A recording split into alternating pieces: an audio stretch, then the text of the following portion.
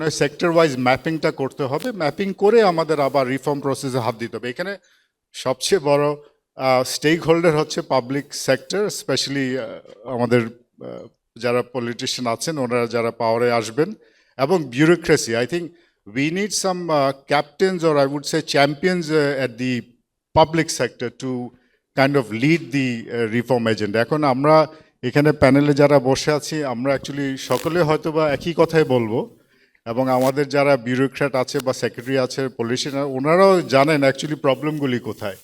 So এখানে actually এক deep dive করতে হবে, আমাদের সকলের এঙ্গেজমেন্ট দরকার। ইনশাল্লাহ আমি আশা করি যে আগামী সরকার যেটা আসবে, যেই সরকারই আসুক না কেন, ওনারা যদি রিফর্ম এজেন্ডাটা স্ট্রংলি, আমি রিপিট করছি, স্ট্রংলি যদি না ধরেন, তাহলে যে প্রথম যে প্রেজেন্টেশনটা দিয়েছিল ইকোনমির উপরে, সেখানে কিন্তু আমরা অনেক অনেক জায়গায় পিছিয়ে যাব। এবং আমি যে কথাটা লাস্টে বলবো, যেহেতু আমাদের ফর্মার কমার্স মিনিস্টার সাহেব বসে আছেন, আমাদের কিন্তু একটা উইন্ডো অফ অপরচুনিটি আছে এখনও। আমাদের ইকোনমিক কন্ডিশন বলেন, এখানে আমরা অবশ্যই উন্নতি করতে হবে। আমাদের যে লেবার, কম্পিটিটিভ লেবার আছে, সেখানে কিন্তু আমরা এখনও, আমি বলবো, অনেক কম্পিটিটিভ।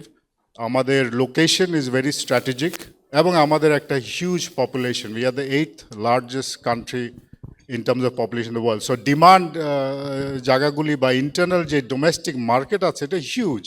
আমরা কিন্তু অনেকে নিগলেক্ট করি, আমরা এক্সপোর্ট মার্কেটটা দেখি, বাট ডোমেস্টিক ইকোনমি কিন্তু বাংলাদেশের is pretty good. We are one of the largest, আমি বলবো, to be the largest by 2030। আমরা জানি পিডাব্লিউসি এবং আদার্স অনেকগুলি প্রজেকশন করেছে, কিন্তু ওই প্রজেকশনসগুলিতে কিছু প্রিকন্ডিশন আছে। ওই প্রিকন্ডিশনের মধ্যে reform, deregulation is very very important.